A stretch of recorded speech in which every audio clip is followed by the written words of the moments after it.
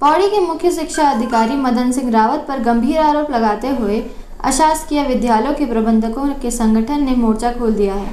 मुख्य शिक्षा अधिकारी पर भ्रष्टाचार के मामलों में कार्यवाही और तबादला किए जाने की मांग को लेकर प्रबंधक संगठन ने हड़ताल की चेतावनी दी है।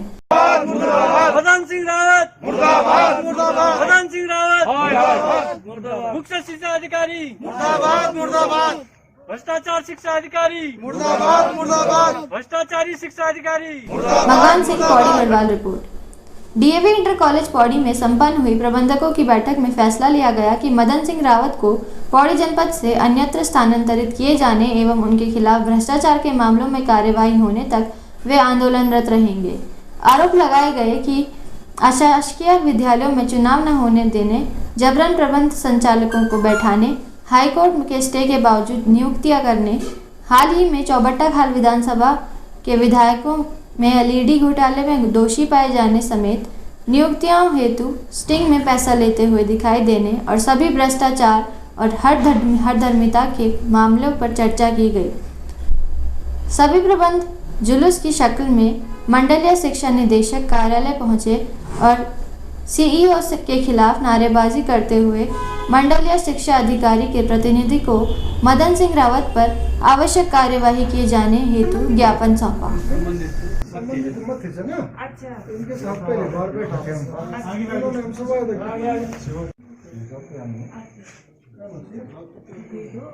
सामान्य परिवार मेरी बात है। सामान्य परिवार है बात और बहुत गंभीर मामला मुख्य शिक्षा अधिकारी पर लगा, लेकिन शासन और जीरो टॉलरेंस सरकार ने उस पर कोई भी कार्रवाई नहीं की।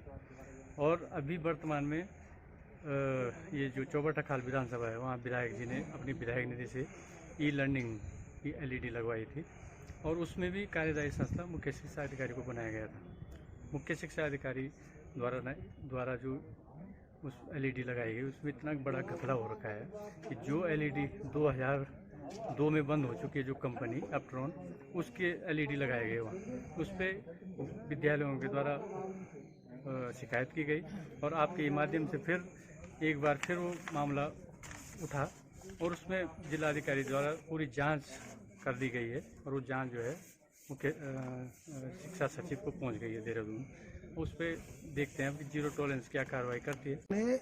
एक तरह से सिंडिकेट बना रखा है सीओ ने, प्रबंध संचालकों को तैनाती करके नियम विरुद्ध तैनाती है और ये मनमानी कर रहे हैं, ये भ्रष्टाचार कर रहे हैं। इनके कई मामले हैं जो जांच के बाद जिनकी पुष्टि हुई है, लेकिन मुझे लगता है कि या तो इनकी बहुत ऊंची पैठ है, आखिर इनके खिलाफ शासन संज्ञान क्यों नहीं ले रहा है। भाई निदेशक शिक्षा, महानिदेशक शिक्षा, सचिव शिक्षा मौन क्यों बैठे हैं।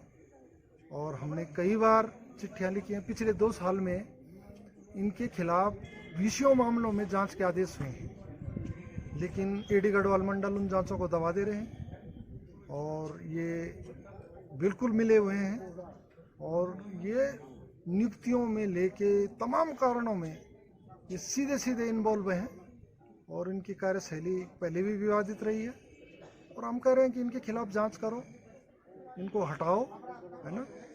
ये एकमात्र योग्य अधिकारी हैं उत्तराखंड के अंदर जो 5 साल से ऊपर सीओ बने हुए हैं। डीओ का पद यहाँ रिक्त चल रहा है, लोगों की समस्या से इनको कोई लेना देना नहीं है। लेकिन इनकी दादागिरी का आलम ये है कि जब इनके पास जाओ तो ये अभद्रता पे उतारू हो जाते हैं और कहीं सुनवाई नहीं है। इसलिए आज बैठक का आयोजन किया गया था और निर्णय लिया गया है कि हम महानिदेशक शिक्षा, सचिव शिक्षा, निदेशक शिक्षा, इन सब लोगों से एक बार मुलाकात करेंगे और अगर हमारी बातों पर गौर नहीं किया गया तो हम सामूहिक रूप से त्यागपत्र दे देंगे निदेशक शिक्षा को। तालेबंदी भी हो सकती है शिक्षा विभाग में, क्योंकि अगर प्रबंधकों के आरोप गलत हैं या इनके द्वारा कोई भ्रष्टाचार या अनियमितता नहीं की गई तो जांच कराने में क्या दिक्कत है। भाई जांच करवा लें और जिन मामलों में पुष्टि हुई है, भाई एलईडी घोटाला हो या स्टे के बाद नियुक्तियों का है, उसमें तो डॉक्यूमेंट्री प्रूफ है, तो उसमें मौन क्यों है। ये इनके सिंडिकेट का एक नमूना है कि अभी हाईकोर्ट के अवमानना याचिका पर श्रीनगर में इंटरव्यू हुए। ये 9 आदमियों के दलबल के समेत वहाँ साक्षात्कार को प्रभावित कर रहे थे दिन भर, है ना, और मनमानी कर रहे हैं। इनको कोई अधिकार नहीं है साक्षात्कार में जाने का, है ना। कोरोना काल है, पौड़ी में करवाते, पौड़ी में होते थे, इन्होंने श्रीनगर करवाया, इनका घर है, इनके सिंडिकेट के लोग हैं वहाँ।